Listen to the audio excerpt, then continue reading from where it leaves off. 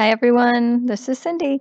I'll respond in alphabetical order. So, April. Well, like me, you also mentioned inequity.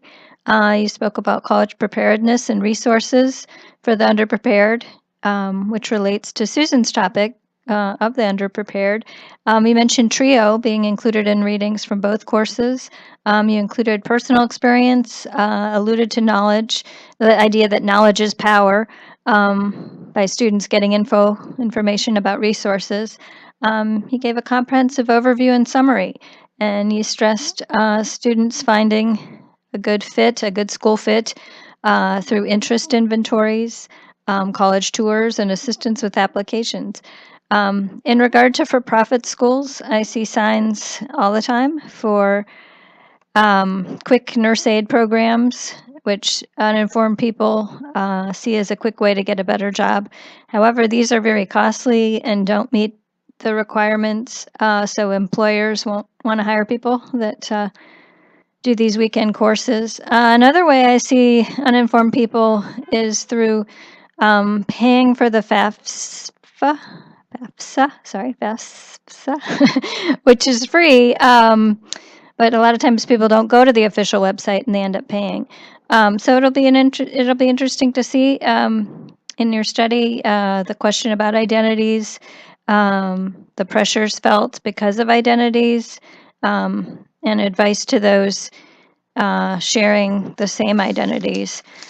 Let's see, on this topic from Wren and Reason, page 65, they talk about socialization for students from non-dominant populations could result in full integration, assimilation into the dominant academic culture, and also loss of identity in regard to their home culture. So it'll be interesting to see what results you get.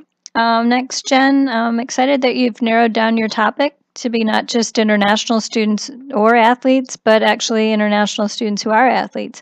Since we're a very entertainment-based culture here in the U.S., it will be interesting to see, like you said, if the college environment or the development and age is attributed to student success. Susan mentioned this as well. Are things learned during college, or because of college? And you integrated the readings and included your own personal experiences. You put theory to what you've observed in your educational work over the last decade. Identities also will be interesting to see. Is the country the student is from, for example, that identity, or the sport played, the stronger identity?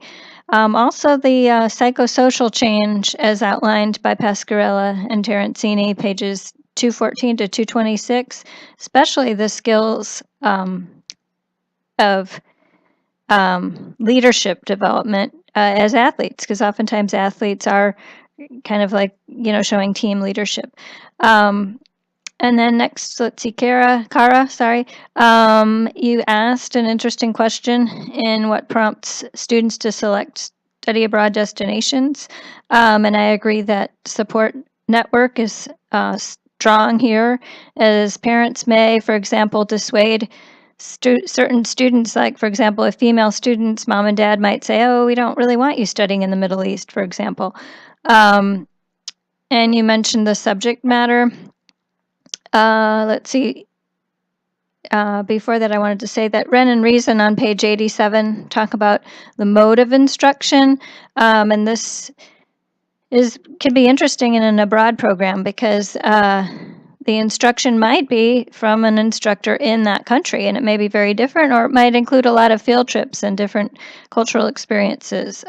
So that's something to consider. Let's see, you mentioned the subject matter, and that's why I chose abroad trips that I chose when I was in college, one to Mexico and one to France. But the factor for me last spring when I chose to do the internship to Belize, that was the price. I knew that a study abroad to any of the other current destinations would be more expensive in airfare and lodging and so forth. And let's see, your initial summary mentioned the role of transitions and support networks. Although these may be lost when first matriculating, a student gains the new support networks of peers and college resources and amenities. When going abroad, I agree this all shifts and the dynamics are different, even if the familiar, peers who are familiar are on the same abroad program. You bring up a good point of keeping one's own culture versus fully integrating or assimilating.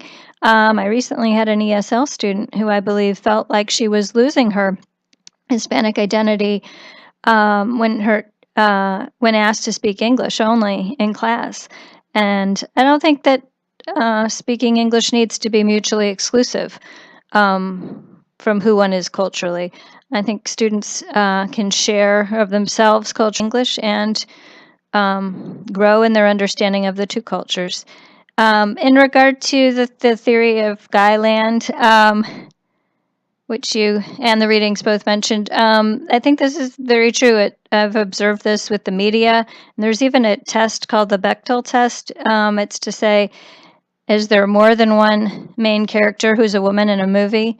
And if so, do these two women talk to each other? And then third, do they talk to each other about something other than regarding the men in the film? So most films, I think, don't pass this test and are truly, about Guyland. You also mentioned support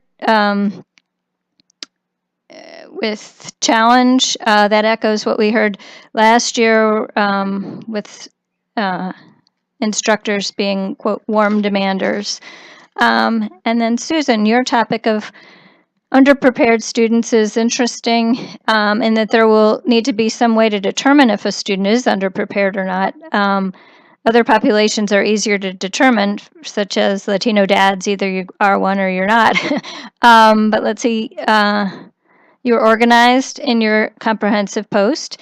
And like others, you mentioned transitions and support networks. And with them often missing for commuter students. You mentioned the impact of grades and the use of knowledge and skills, being able to utilize knowledge and skills at the workplace, whereas employers may not be considering, what were your grades? They want to know, can you do the work?